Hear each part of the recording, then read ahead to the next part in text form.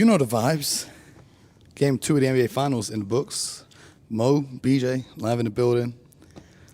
You were just asking me why I always pick on one guy. Yeah, you always find someone to pick on. It's not always just one person. Sometimes it's the whole team. Yeah, that too. Let me ask you a question. If you guarded Steph Curry, and you're the big man, and your man goes and sets a screen on the guard that's guarding Steph Curry, do you think it's a good idea to give the greatest shooter we've ever seen 5 feet of space to shoot the three ball? All right, I can't help but watch technically how the game's played. I just can't help it. I understand what you're saying. The simple answer would be no. However, Daniel Tice can't switch on Steph Curry. Okay. Yes. So what does that mean? That means that the guard or whoever's guarding him has a job to do, and that job is to chase him over the screen. There's under no circumstances are you going to tell me that Daniel Tice is not aware that Steph Curry, Klay Thompson, these guys are on the floor. And when he's on the floor, he's going to provide a different defensive scheme than, let's say, Al Horford or Robert Williams or Grant Williams and all those guys. So when the players does set the screen, and it's not an illegal screen that's being set, it's a nice screen by the Warriors. Okay? If we were calling illegal screens, every screen is an illegal screen. So when the player does get trapped on the screen or caught up on the screen, it just looks awkward. But I know what they're trying to do, but it's difficult, especially when you have good screeners. Without question tonight, it's been a long time since I've said this about watching the Celtics. The Celtics are always the most physical team on the court. Golden State, in particular, Draymond Green, was the most physical player. He was disruptive. The team got a little out of character. You saw he got into it with Jaylen Brown. He got into it with Grant Williams. He was just all over. He was very disruptive on the defensive end. He did a terrific job. He guarded Jaylen Brown. I thought kind of got a little bit. He never got a flow. Jason Tatum was playing, but he didn't get like a good flow like for the team. He was just kind of finding himself during the course of the game. So if you guys didn't watch the game, the Warriors won 107-88, a whooping victory, especially in the third quarter. Third quarter Warriors, they outscored the Celtics 35 points to 18. Now, the box score would make you think Jason Tatum had a good game, 28 points. I don't think that was a good 28 points. He was, 6 First from half, 9 he from the kept him in the field. game. I mean, he did, okay, but here's the thing for the Celtics. Once again, you guys hear me say this all the time, turnovers. The Warriors had 33 points off Celtic turnovers. 18 turnovers in one game. Crazy, right?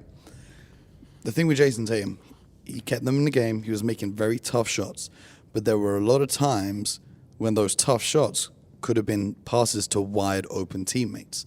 Now, because he didn't make plays and his playmaker wasn't there to start the game, like it was in game 1, where he set the tone early by making plays, 7 first half assists, that allowed the role players to get going, that allowed Marcus Smart to get going, Al Horford to get going. Those are 2 of the 3 guys he was throwing his assists to, right? Today, he was looking for his shot. He came out saying, I'm going to go get 30 regardless of whatever happens. He wasn't making plays for his teammates. There's one where he's taking a fadeaway jump over 2 defenders and Marcus Smart is wide open 1 pass away.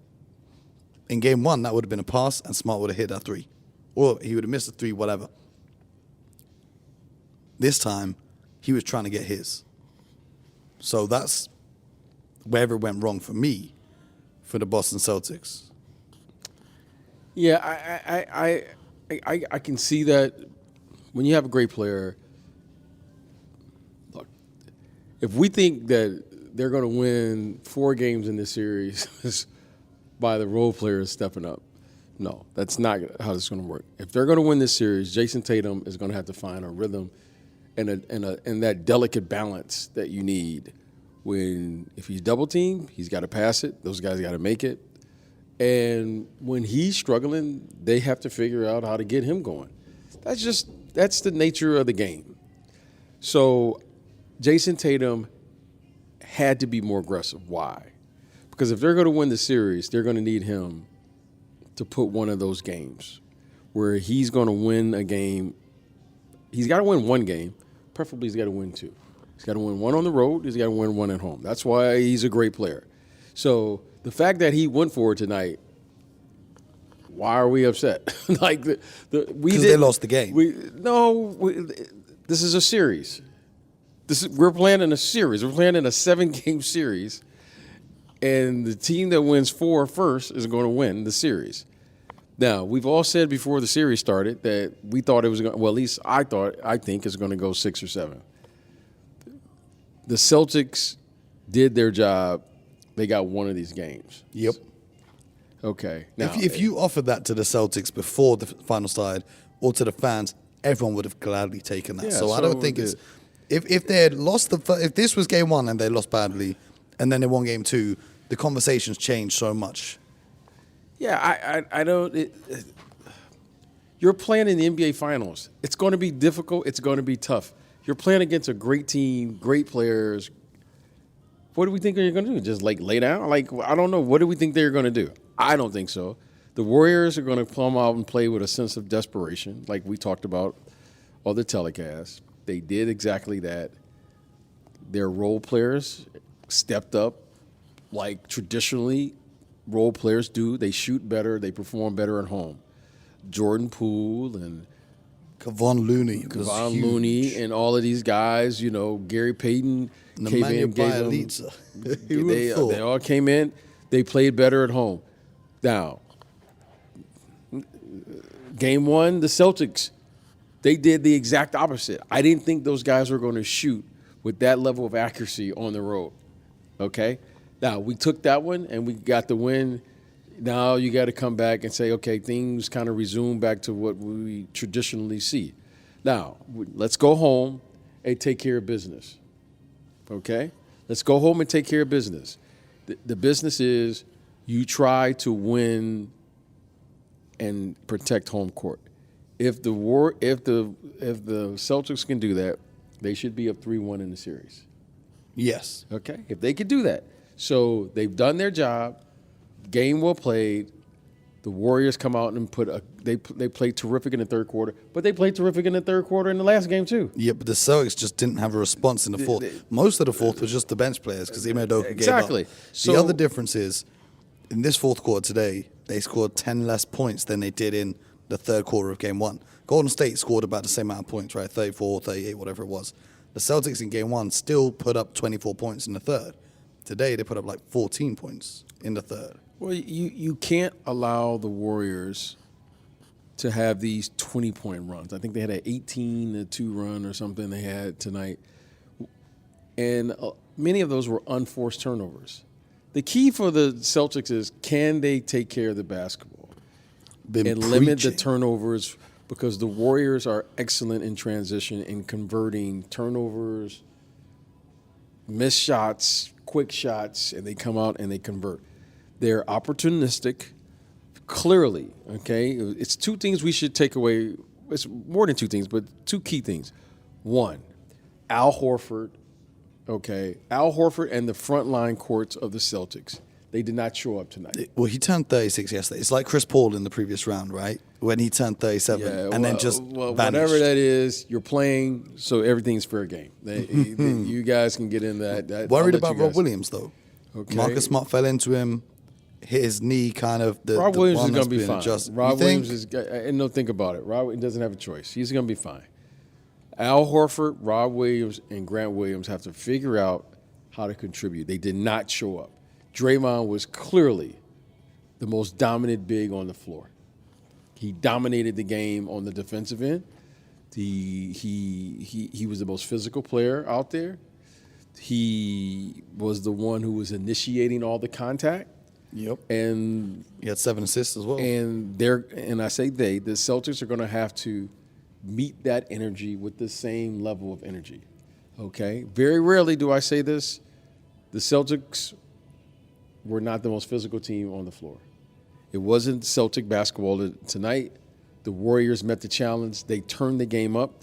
Something happened at the first play of the game kind of gave me I was hesitant from the first play of the game where the Warriors were going to make it clear that every time Al Horford has the ball at the top of the key, they were going to pressure him with extreme pressure. Yeah. Why? Because Al Horford is one of the better passers at that 4 or 5 position or bigs that can move the ball from one side of the court to the other. And then they were not going to allow him to do that, and they were going to be disruptive. And I thought it threw Al off. Yeah. I thought it threw him off. I thought it threw the flow of their offense off. Yeah. And so they're going to have to make it. That was the first thing. The second thing is clearly the Warriors don't want to play against the Celtics 5 against 5. Yeah, they want to get out and run. They want to get out and run. They want to get stops. They want to get steals, transition. When the game is 5 on 5, advantage Celtics. Now, somehow the Celtics are going to have to look at this, figure out, especially on the offensive end, how can we move the ball from one side of the court to the other? Without turning it over. Okay? And they're going to put that level of pressure on Al Horford. So Al, maybe they're going to have to do it with someone else. Maybe it's going to be Grant. I don't know what they're going to do, but they're going to have to do something. And 2, you can't have starters with 2 points. Yep. There's a lot of things. You can't have Marcus Smart, Rob Williams, and Al Horford each had 2 points okay, each. that's just unacceptable. And they combined for 7 turnovers. Okay, that's just They combined there 3 you go. players, 6 points, 7 turnovers. There you go. So everyone has a game like this. You throw this behind you just like the Warriors threw it behind them, and you move on. But it was clear to me that they're going to target Al Horford. They went right after him, and they put Steph Curry on Marcus Smart. Steph Curry was phenomenal defensively. Well, Every time he was switched on to Jaylen Brown, Jason Tatum, he wasn't giving anything up. He was being physical with them, playing right up on them. I don't think there was a possession where they really took advantage of what they call a mismatch. Well, the mismatch is when the other team is the mismatches will come when there's transition, where you have advantage basketball. Look, they're going to support Steph Curry. Okay, clearly the Warriors said we have to take away one of their scores. Yeah. Okay, they put Draymond on And that's what they did against Dallas when they put Draymond Green on Jalen Brunson, and it really kind of limited him. Well, and I'm Jaylen not Brown sure. was inefficient tonight. I think if Coach Kidd could go back in that series, just like I think the Celtics would do, when you're playing against a great defensive player or a good defensive player, include them in the play. If you run away from that player, then the player becomes stagnant. The player becomes passive. Yeah. Put the player in the play and keep the defensive player active. Mm-hmm. So if Jalen Green is going to be guarded by Draymond, Jaylen Brown is going to be guarded by Draymond. Screen him, include him in the play, and keep playing. But if you take him and say, I'm just going to stick him on the other side, because that's what they want. Yep. Okay. Include him in the play, keep running your offense, and don't get straddled. Don't get rattled by what's going on. That's just how the game is played. Now, they just saw this tonight. Nice move by Steve Kerr. And he played a really nice lineup of Steph Curry and just 4 guys that can play defense. Gary Payne II made his return. He knocked down a couple shots and played great defense. Otto Porter Jr. has been solid defensively. Draymond Green, obviously, and Andrew Wiggins, obviously. Plus Stephen Curry. And Steph was like creating offense for himself. Because where the Warriors won this in the third quarter was when they went into Steph Curry in the high screen role pretty much every time down. That's how they blew up this game and built up that huge lead, up 20 plus in the third. Well, the thing that you got to give the Warriors credit is, okay, yeah, they shot the ball well, They finally found a matchup that they can match up with the bigger athletes of the Boston Celtics. That's the key. That was the key to the game. And that didn't include Klay Thompson. Okay, which if you want to take away something from the game, if I think Klay Thompson or someone's going to have to score because I'm not anticipating these level of contributions. 1 from 8, On the 4 road. from 19. So Yeah. Clay was 1 from 8 from 3, Yeah, 4 from 19 from the field. Listen, there are always exceptions. Maybe they can get one in the game like this, just like the Celtics did when they're role players. I'm not expecting Jordan Poole, Otto Porter, and these guys to come in. So, just on Jordan Poole, I wanted to ask you because once Golden State had built that 20-point lead, they put Jordan Poole back in the game because they really struggled with him defensively. They put him back in the game to end the third. He hit a 3, then he hit the 3 at the buzzer from way downtown. Then in the fourth quarter, he just went up against the Celtics bench and just destroyed them. How much confidence does that give him to bounce back into the next one? None. Why not? What? Okay, so you played awful. So should his confidence be bad? You Yes. can't have it both ways. You can't have it both ways, right? So if you play bad, should that mean your confidence is going to be shaken in the game? No. If you're a pro, when you see players like Jordan Poole, this is how they think. Jordan Poole has never seen a shot he doesn't like. Yeah. So you can just tell the way he plays. He's a free spirit. Jordan Poole will shoot you in a game, and he'll shoot you out. So when he has it going, he's great. When he doesn't, he just comes over and sit with Steve. That's just how it should go. So, okay, what I liked is that Steve went to him early. Okay, so this is what Steve tried to do tonight. If you watched the game and you had a chance to watch it, who was the first guy that was substituted in the game tonight, early into the game? Jordan Poole. Why did Steve do that? It's because he is giving his bench players confidence. Yeah. So if you're a bench player, and I've been a bench player and I've been a starter, it is easier to get yourself into the game early in the game than sitting late or not coming in until the second quarter. So Steve strategically put him in the game to let him get a feel for the game before substitutions and all of that. Now, he didn't wait for them to sub. He said, I'm going to get him in the game early. And he allowed him to play and get a feel for the game, which was great. Why? Because that was the confidence that he needs. Because the last thing, you hear me say this to you all the time, on camera and off. Once you lose your confidence, you never get it back. I hear that. You can't get it back. You know, for the fans at home who just want to go inside the mind of Jordan Poole, I actually sat down with him before Game 2, and I'm going to share that interview with you guys right now. BJ and I are off to catch a flight to Boston. We're ready for Games 3 and 4. It's going to be loud in the Garden. It's going to be rocking. Well, let's just hope that the Celtics, the players, are loud. Yeah, that's all. yeah, That's what all we that need. matters. You That's know what that we need. because I'm gonna tell you. You know, one of the things, and the Warriors should feel great. You know, after Game 1, I told you more. I was concerned. Okay, the Warriors answered the bell, but now let's see, can the Warriors take their show on the road? Let's see. Well, All right. you guys are going to stay right here with the Hoop Genius podcast because we're going to be bringing you more and more shows every day. So make sure you subscribe. Make sure you leave a review. I'm about to leave you with the interview that I did with Jordan Poole, and we talked about his Game 1 performance, talked about his mindset going into Game 2, and you saw the results of Game 2, 17 points and a huge win for the Golden State Warriors. Now it's the best of 5 series. 1-1. First team to win 3 of the remaining 5 games will be crowned the 2022 NBA champions. We're going to catch you tomorrow.